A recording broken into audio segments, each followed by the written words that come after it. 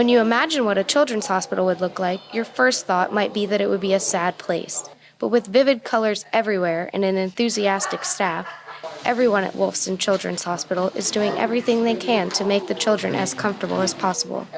Jonna Hebner is one of those people. She's a social worker who bonds closely with the children and their families. I get their medicines, make sure everything's set up for them, and then just throughout their time here, I'm just kind of a person that checks in with them, make sure they have everything they need, and just to see emotionally where they're at through the whole process of being treated for cancer. One of Hebner's patients is Sophie Ann Kivett. She was diagnosed with leukemia 2 years ago when she was 15. After 5 grueling rounds of chemotherapy, she's in remission, looks healthy, has a full head of hair, and takes no medications.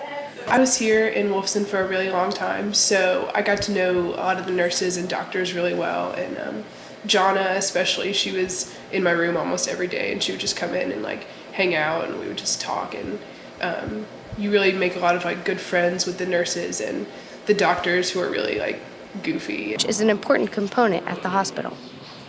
We would expect that about 75% of kids with cancer will be cured of their disease. Now that sounds wonderful in some ways, but also means that 25% of the kids don't have the results that we want. And until we figure out how to either avoid the diseases altogether or cure all children, the results are not good enough. Until those results improve, Hebner and the rest of the staff at the hospital will continue to do all they can for the patients and their families.